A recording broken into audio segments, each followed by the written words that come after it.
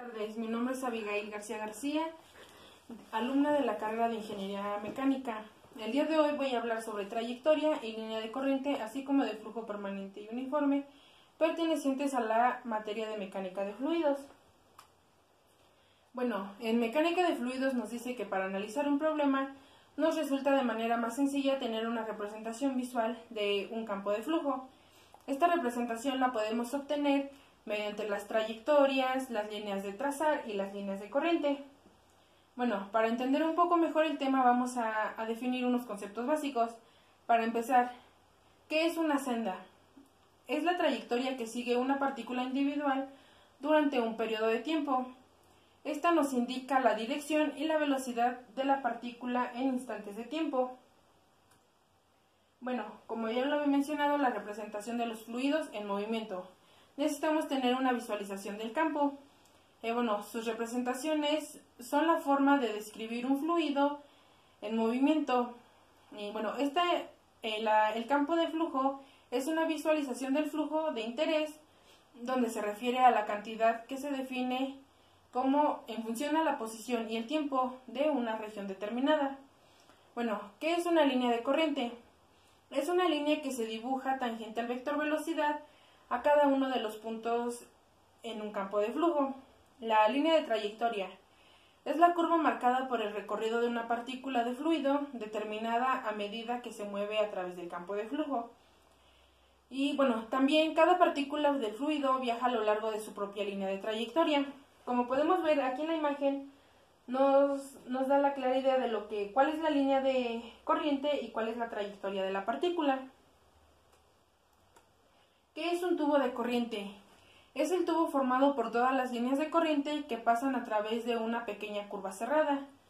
Durante el flujo a régimen estacionario, este está fijo en el espacio por el cual no puede haber flujo a través de las paredes. Esto es debido a que el vector velocidad no tiene un componente normal en la superficie del tubo.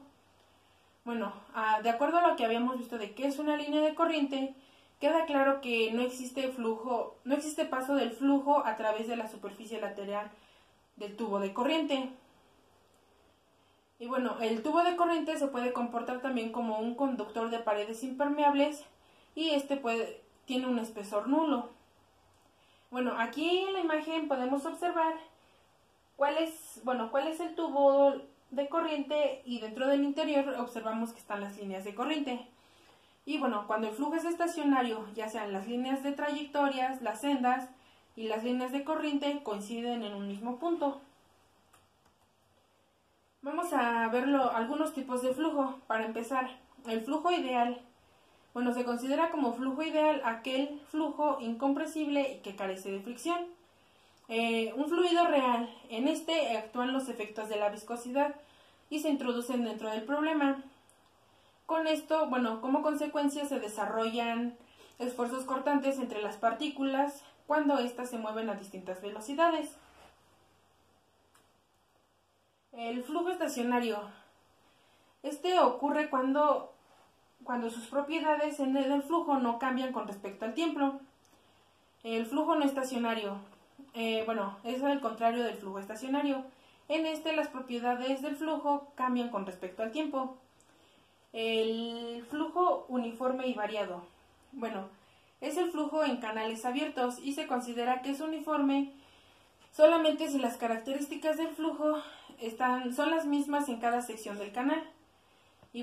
Puede haber dos formas de flujo uniforme. Estas son estacionario o no estacionario, según cambien o no sus características con respecto al tiempo.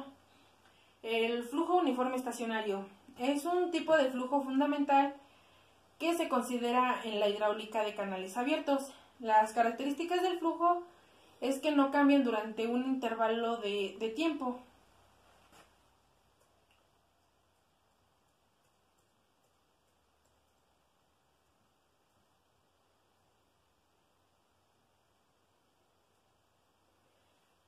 El flujo no estacionario, lo podemos establecer. Para establecerlo requerimos que la superficie del agua fluctúe de un tiempo a otro permaneciendo paralelo al fondo del canal.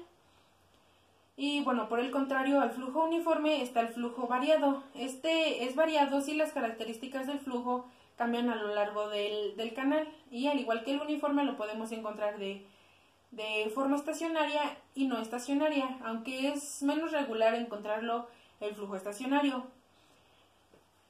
La imagen nos muestra claramente cuál es, bueno, un ejemplo de flujo no uniforme y flujo uniforme. Un flujo compresible. Bueno, en los flujos compresibles se consideran los gases, y el principio básico del flujo compresible es que la densidad de un gas cambia cuando éste se somete a grandes cambios de velocidad y presión. Asimismo, cuando va cambiando, de igual manera cambia su temperatura. Bueno, también encontramos los flujos viscosos. Estos los podemos clasificar en laminares o turbulentos. Para empezar, el flujo laminar es cuando la velocidad del flujo es baja. Su desplazamiento es uniforme y tenso, donde las capas de fluido parecen desplazarse unas sobre otras sin remolinos ni turbulencias. Y bueno, se llama laminar porque cumple con la ley de viscosidad de Newton. El flujo turbulento. Este es al contrario del flujo laminar. Este es cuando la velocidad del flujo es bastante alta, y en él se observa una corriente inestable en el cual se forman remolinos o pequeños paquetes de partículas del fluido que se mueven en todas direcciones y que no tienen con distintos ángulos y a diferentes velocidades. En la imagen de la parte izquierda observamos el experimento de Reynolds para el flujo laminar y el flujo turbulento. Ambos los hace con agua colorante. En el experimento para el flujo laminar podemos observar que se sigue una línea de corriente del colorante, mientras que para el flujo turbulento el colorante no se encuentra en línea, sino que este se encuentra disperso en todo el tubo. Y bueno, en la imagen de la esquina también podemos encontrar otra representación de lo que es el flujo laminar y turbulento.